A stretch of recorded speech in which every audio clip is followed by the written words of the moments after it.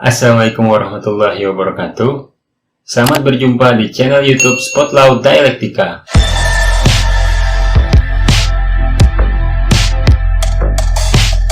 Oke, pada kesempatan kali ini kita akan membahas tentang beberapa tips jika ada di antara teman-teman yang ingin memilih karir sebagai advokat atau pengacara.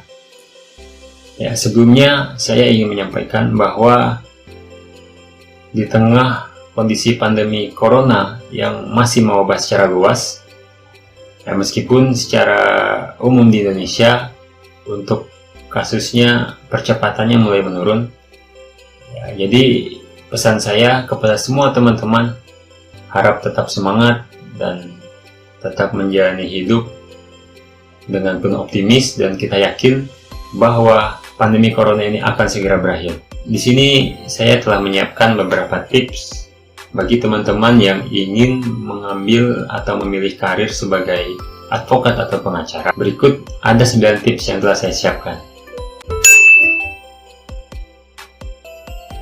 Yang pertama adalah luruskan niat. Misalnya teman-teman adalah lulusan dari fakultas hukum, entah itu fakultas hukum manapun di Indonesia, dan ingin memilih karir sebagai advokat, maka tips yang pertama adalah luruskan niat. Mengapa? Karena tentu saja susah-susah gampang. Di sini saya akan ambil sebuah cerita. Jadi pernah ada seorang dengan profesi yang sudah tetap. Dia adalah PNS, pegawai negeri sipil. Dia tentu saja lulusan sarjana hukum. Ya, kemudian beralih profesi sebagai advokat atau pengacara. Akhirnya dia mengajukan pensiun dini. Nah, di sini tentu timbul satu masalah baru. Ketika dia ingin mengambil profesi sebagai advokat, maka tentu saja dia harus menjalani proses magang terlebih dahulu di salah satu kantor atau firma hukum. Masalahnya, sebelumnya ketika dia berprofesi sebagai pegawai negeri sipil, dia telah memiliki gaji tetap per bulan. Nah, adapun ketika dia mengambil magang di salah satu kantor hukum atau firma hukum, tentu saja pendapatannya kadang ada, kadang tidak ya. Karena memang beberapa kantor itu kebijakannya berbeda. Kadang ada untuk anak yang baru magang, misalnya di Jakarta, di beberapa firma hukum yang saya dengar dari teman saya, ada yang memang langsung diberikan gaji. Tapi ada juga yang kadang dikasih, kadang tidak. Jadi ya tergantung dari pimpinan. Oleh karena itu, tips yang pertama adalah luruskan niat. Karena apa? Karena pengeluaran tetap, tapi pendapatan belum pasti. Nah, itu ya. Kemudian motivasi diri dengan kisah advokat-advokat yang lebih senior dan telah sukses. Karena proses magang ini tidak sebentar ya. Dan ini adalah kesempatan kita juga mencari pengalaman. Kita dapat belajar dengan advokat yang telah beracara. Ketika kita membantu mereka dalam menjalankan profesinya sebagai advokat, sangat mungkin akan terjadi banyak kesalahan yang kita lakukan. Dalam kesempatan magang ini, ya kita habiskanlah jatah kesalahan-kesalahan kita. Sehingga nanti ketika kita sudah mantap sebagai advokat atau pengacara, sudah diambil sumpah sebagai pengacara, kita harapkan tidak ada lagi kesalahan-kesalahan yang terjadi selama kita menjalankan profesi kita sebagai advokat. Kemudian yang kedua, tips yang kedua adalah kenali karakter pimpinan firma hukum.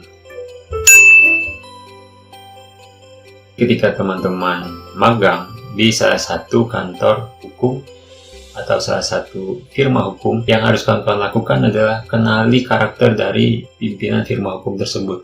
Ya, kenapa ini saya pilih nomor 2? Karena menurut saya ini juga merupakan langkah yang penting. Jika kita ingin mendapatkan ilmu sebanyak mungkin, tentunya kita harus membuat pimpinan itu merasa nyaman kepada kita. Kita harus menumbuhkan kepercayaan dari pimpinan firma hukum tersebut. Jadi kita harus tahu, kita pelajari apa yang ia suka dan apa yang ia tidak suka. Apa yang ia suka kita lakukan, apa yang tidak ia suka, nah itu jangan kita lakukan. Dan kemudian pelajari cara komunikasi pimpinan firma hukum. Nah, ini masih masuk dalam sub tips nomor 2. Kenapa? Ya karena kita berprofesi sebagai pengacara itu tidak lepas dari interaksi. Kita harus pelajari cara komunikasi pimpinan firma hukum, karena tentu saja antara orang yang satu dengan orang yang lain cara berkomunikasinya berbeda. Nah, mungkin seperti itu aja. Nanti ketika teman-teman menjalaninya, ya saya yakin teman-teman nanti akan paham ya. Oke, yang ketiga, posisikan diri sebagai murid dan advokat sebagai guru. Nah, ini adalah tips yang ketiga. Ini juga penting. Kenapa? Ketika kita memposisikan diri kita sebagai murid dan pimpinan firma hukum, kita posisikan sebagai guru, kita nantinya akan memperhatikan adab dalam menuntut ilmu. Sehingga kita nantinya tidak sembarangan dalam bersikap. Kita harus lebih menjaga sikap kita ya. Memang di sini posisinya ya kita yang memerlukan ilmu dari beliau. Jadi jangan sampai nanti ketika teman-teman memilih magang di salah satu firma hukum, kemudian karena teman-teman tidak menjaga sikap, akhirnya nanti pimpinan firma hukum tersebut merasa enggan atau merasa kurang nyaman ketika ingin memberikan ilmu seluas-luasnya, memberikan pengalaman beliau. Karena itu ya perlakukanlah pimpinan firma hukum ataupun advokat-advokat lain yang lebih senior itu sebagai guru. Perhatikan adab itu sehingga kita nanti dapat menyerap lebih banyak ilmu dan pengalaman praktis ya, seperti itu. Kemudian tips yang keempat itu ikuti kemanapun pimpinan firma hukum atau advokat pergi. Kemanapun mereka pergi, kalau bisa kamu ikuti. Jangan juga nanti WC juga kamu ikut ya. Jadi ya tolong pahami secara cerdas lah maksud saya ini. Persentasenya 30% teori dan 70% soft skill. Di beberapa kantor itu relatif ya, soal komposisinya apakah 30-70 atau 60-40 itu bisa relatif. Lebih banyak ketika kita magang itu yang kita pelajari itu adalah soft skill. Karena apa? Karena secara teori kita bisa belajar di luar. Kita sudah pernah belajar selama jenjang perkuliahan, kemudian kita bisa dapatkan referensi-referensi media-media cetak, buku, pelajari apapun yang berkaitan dengan profesi. Jadi ya, yang namanya profesi ini profesi praktis ya. Jadi di situ kita banyak berinteraksi dengan manusia, kita berinteraksi dengan klien, kita berinteraksi dengan aparat penegak hukum yang lainnya.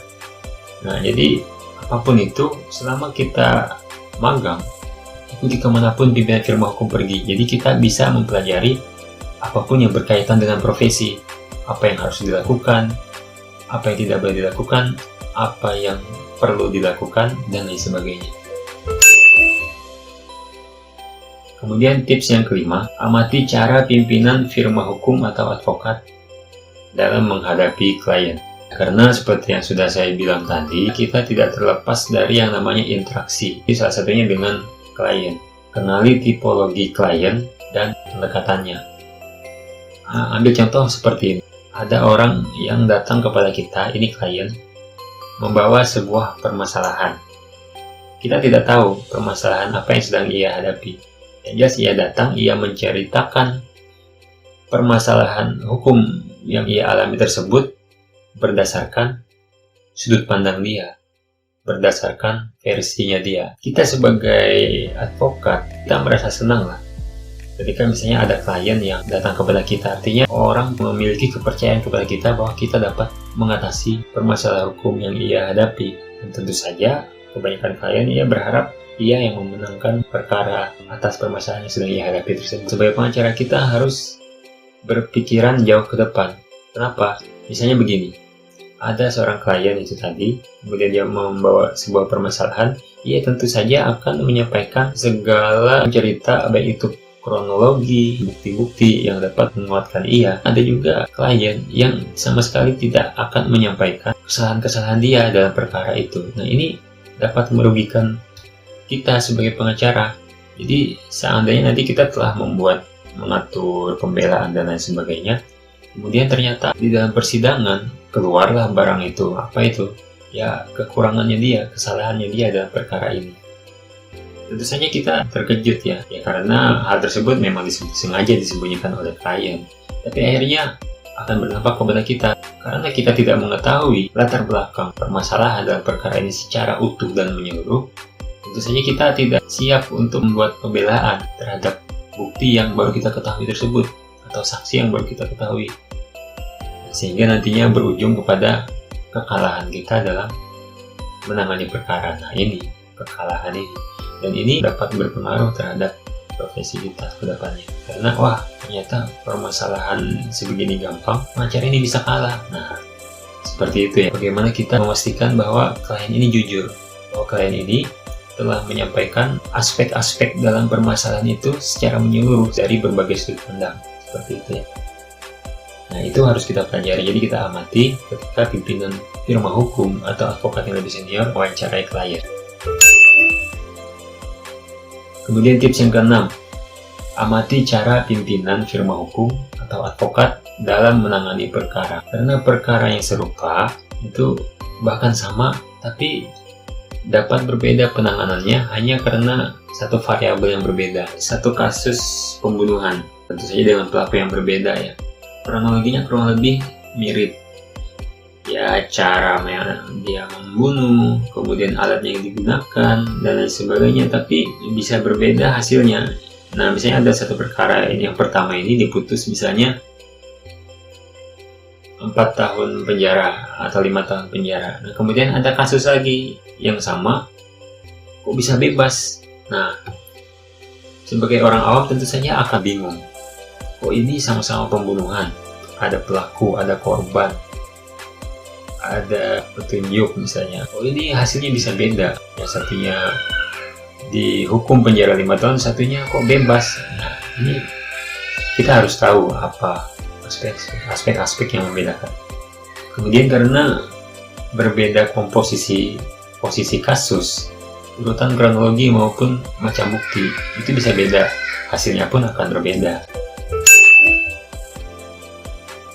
Nah, kemudian yang ketujuh, selama kita menjalani proses magang di firma hukum, buatlah resum semua perkara yang ditangani oleh advokat.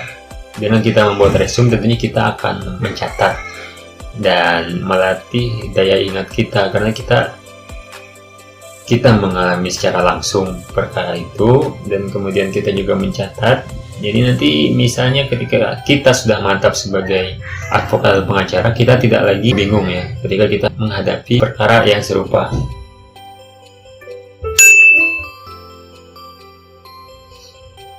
Kemudian yang ke-8, ketahui atau pelajari perkara yang pernah ditangani pimpinan firma hukum atau advokat bahkan sebelum kamu magang di sana. Jadi ya sambil bincang-bincang ringan lah. Misalnya teman-teman sudah magang, kemudian sudah mendapatkan kepercayaan dari pimpinan firma hukum, ya tanya-tanya lah perkara-perkara apa saja yang pernah ditangani, kemudian bagaimana cara penanganannya, kemudian apakah teman-teman boleh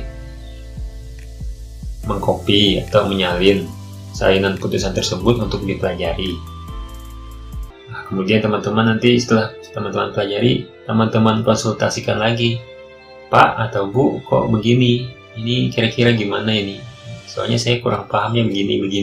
Nah, seperti itu ya. Ketika teman-teman sudah mantap sebagai advokat, sudah dilantik, sudah diambil sumpahnya sebagai advokat, dan teman-teman kebetulan menghadapi perkara yang kurang lebih sama atau bahkan sama, teman-teman tidak bingung lagi.